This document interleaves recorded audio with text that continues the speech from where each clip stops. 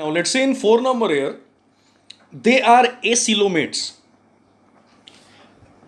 It is very important to know the meaning of coelom here, okay? Coelom means the body cavity. Like योभन्दा अगाडिको क्लासमा मैले सोलिन्ट्रेटाको बारेमा explain गर्दाखेरि त्यहाँ चाहिँ मैले भनेको थिएँ कि सोलिन्ट्रेटा किन भनिन्छ भने किनकि यो एनिमल लाइक जुन एनिमल यो फाइलमको भित्र छ त्यो एनिमलको बडीमा क्याभिटी हुन्छ अनि त्यो क्याभिटीले डाइजेस्टिभ सिस्टमको काम गर्छ। त्यो क्याभिटीलाई सोलिन्टेरोन भनिन्छ अनि सोलिन्टेरोन एक टाइपको सिलोम हो। Like we have got here the word coelom, it is a biological term, okay? So coelom भनेको बडीको भित्र भएको स्पेसलाई भनिन्छ। नो लाइक बडीको भित्र जुन खाली स्पेस हुन्छ जहाँ जस्तै हाम्रो बडीको भित्र पनि स्पेस छ जहाँ थुप्रै अर्गेन्सहरू छन्, त्यो स्पेसलाई त्यो क्याभिटीलाई सिलोम भनिन्छ। नो अनि सिलोम यदि बडीमा छ भने त्यस्तो एनिमललाई सिलोमेट भन्ने, अनि सिलोम यदि बडीमा छैन भने त्यस्तो एनिमललाई एसिलोमेट भन्ने। नो सो यहाँ चाहिँ यो एनिमलको 4 नम्बरको क्यारेक्टरिस्टिक हेर, दे आर एसिलोमेट। एसिलोमेट भन्नाले यिनीहरूको बडीको भित्र क्याभिटी हुँदैन। No like they do not have coelom or we can say they do not have the body cavity. 5 नम्बरमा हेर, 5 नम्बरमा हामी रिजन पढ्छौँ कि किन यो फाइलममा भएको एनिमल्सलाई फ्ल्याट वार्म भनिएको हो। सेन्टेन्समा ध्यान देऊ, the body of these organisms is flattened dorsoventrally, which means from top to bottom, due to which these animals are also called flatworms. यो फाइलममा भएको एनिमल्सहरू माथिदेखि तलसम्म फ्ल्याट हुन्छ। डोर्सोभेन्ट्रली फ्ल्याटेन्ड भनेको टप टु बटमसम्म यिनीहरूको बडी फ्ल्याट हुन्छ। जस्तै टेप जस्तै फ्ल्याट हुन सक्छ अथवा रिबन जस्तो फ्ल्याट हुन सक्छ अथवा एउटा लिफ जस्तो फ्ल्याट हुन सक्छ। त्यसैले यो फाइलममा भएको एनिमललाई फ्ल्याट वार्म भनिएको हो। नो जस्तै टेप वार्मको बडी टेप अथवा रिबन जस्तै फ्ल्याट हुन्छ, त्यसरी नै लिभर फ्लुकको जुन बडी छ त्यो चाहिँ लिफ जस्तो फ्ल्याट हुन्छ। सो माथिदेखि तलसम्म बडी फ्ल्याट भएको हुनाले यिनीहरूलाई फ्ल्याट वार्म्स भनिएको हो। 6 नम्बरमा here, they have organ system level of organisation. योभन्दा अगाडिको फाइलममा हामीले पढेका थियौँ, जस्तै पोरिफेरामा हामीले पढेका थियौँ कि पोरिफेरन्सहरू मल्टिसेलुलर हुन्छ तर त्यहाँ चाहिँ सेल टिस्यु अथवा अर्गेनमा डेभलप भएको हुँदैन। सोलिन्ट्रेटामा हामीले पढेका थियौँ कि त्यहाँ पनि एनिमल्सहरू मल्टिसेलुलर हुन्छन् तर त्यहाँ चाहिँ सेल जुन छ त्यो टिस्युमा मात्र डेभलप भएको हुन्छ, अर्गेनमा डेभलप भएको हुँदैन। तर यो फाइलम प्लेटिहेल्मिन्थिस फाइलमको एनिमल्सहरू पनि मल्टिसेलुलर हुन्छन् तर यहाँ चाहिँ सेल जुन छ त्यो पहिला त टिस्युजमा डेभलप हुन्छ अनि टिस्यु चाहिँ अर्गेन अनि सिस्टममा पनि डेभलप भएको हुन्छ। यसको मतलब यो फाइलममा भएको एनिमल्स योभन्दा अगाडिको फाइलम्स भन्दा डेभलप छ। No and they have some organs and some systems as well. 7 नम्बरमा हेर, suckers and hooks are usually present for the attachment to the host body. Suckers helps in absorbing the food materials. यिनीहरूको बडीमा shockers अथवा hooks हुन्छ। So soccer अनि हुक्सको काम के हुन्छ भने पहिला त जस्तै अघि पनि मैले भने कि यो फाइलममा भएको एनिमल्सहरू प्यारासाइट हुन्छ। प्यारासाइटमा पनि यिनीहरू इन्डो प्यारासाइट्स हुन्छ। लाइक इन्डो प्यारासाइट भनेको यदि कुनै प्यारासाइट बडीको बाहिर छ भने त्यस्तो टाइपको प्यारासाइटलाई इक्टो प्यारासाइट भनिन्छ। लाइक जुन प्यारासाइटले लिभिङ बडीको बाहिर रहेर फुड एब्जर्ब गर्ने काम गर्छ त्यस्तो टाइपको प्यारासाइटलाई इक्टो प्यारासाइट भन्ने। एक्जाम्पल, यसको एक्जाम्पल लीच हो। No like leech is the example. Okay so तर केही प्यारासाइट्सहरू यस्तो पनि हुन्छ जुन लिभिङ बडीको भित्र रहेर त्यहाँबाट फुडलाई एब्जर्ब गर्ने काम गर्छ, त्यस्तो टाइपको प्यारासाइटलाई इन्डो प्यारासाइट्स भनिन्छ। अनि टेपवार्म अनि लिभर फ्लुक जुन छ त्यो चाहिँ इन्डो प्यारासाइटको एक्जाम्पल हो।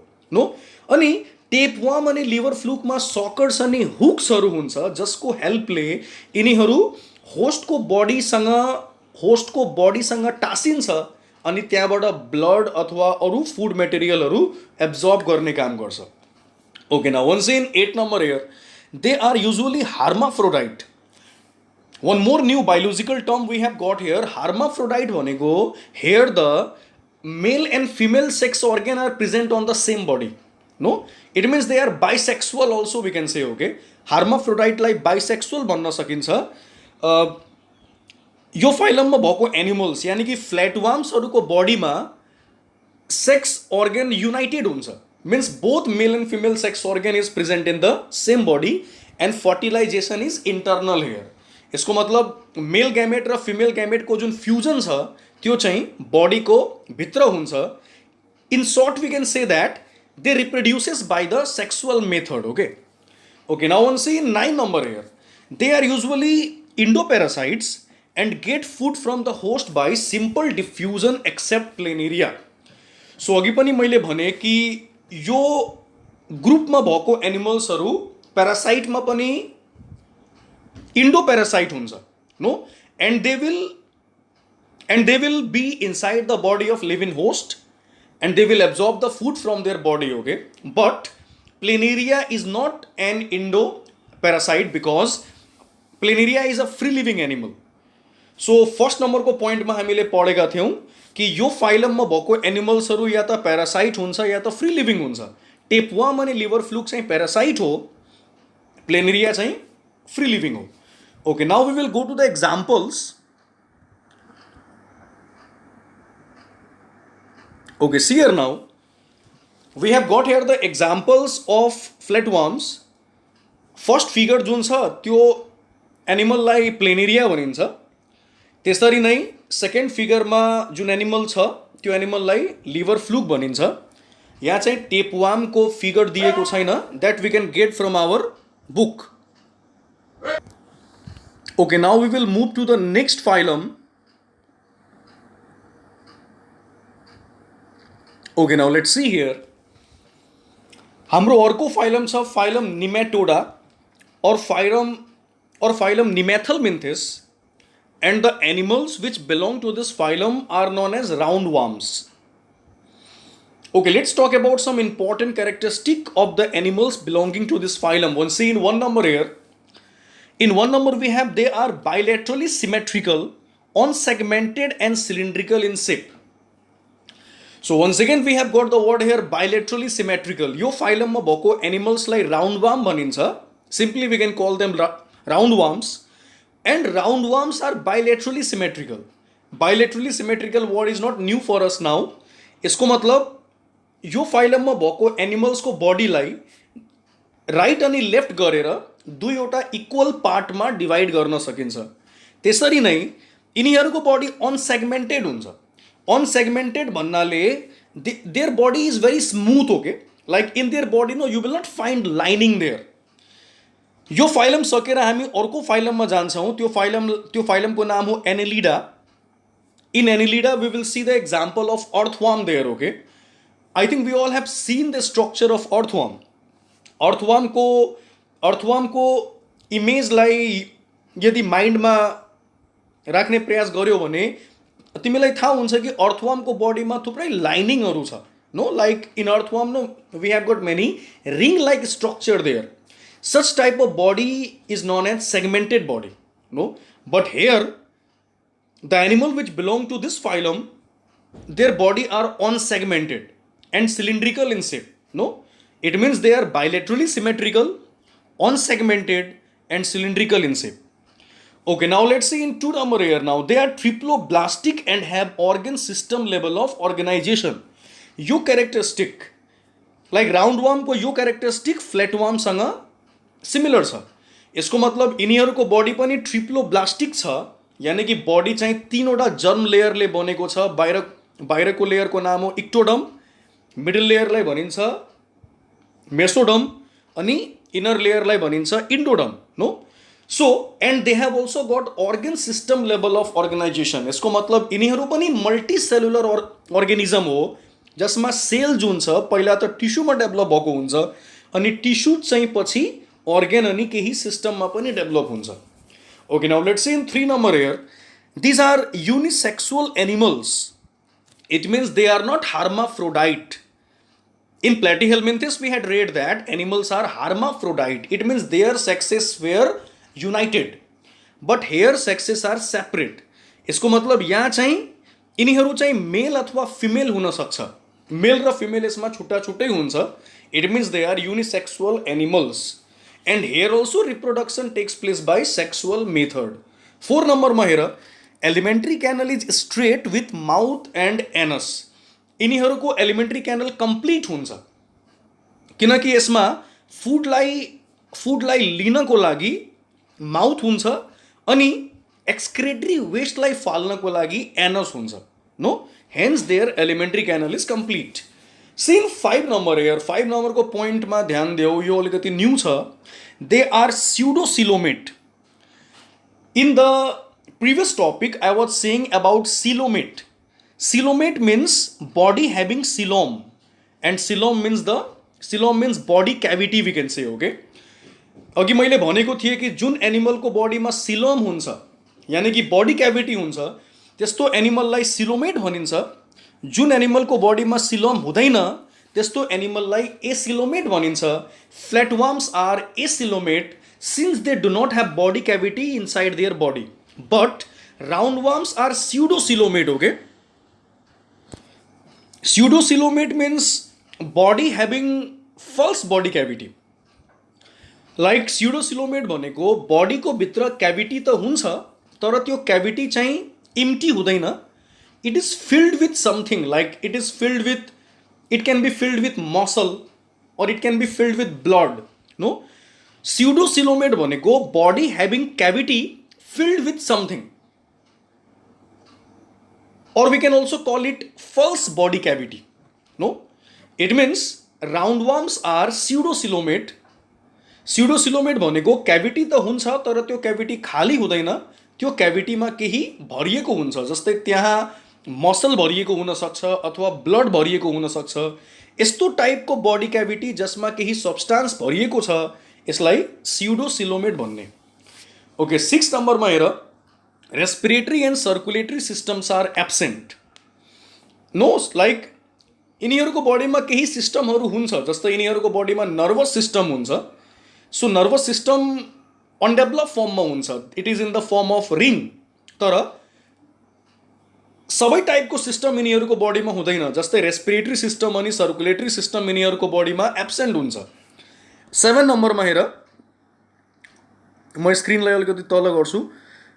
In 7 number we have got here they reproduce by sexual method. Already I had said you that they are unisexual animal and they reproduce by the sexual method. We have got some examples here. In first number we have got here Ascaris. So we have got the figure of Ascaris in our screen if you will view it nicely. And second we have got here Euchereria. No, so these are the example of animals belonging to the phylum Nemathelminthes. Okay, then we have discussed about 2 phylums. Now we are going to talk about the third phylum for today.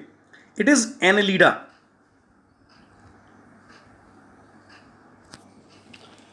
Okay, now let's see here in the phylum Annelida.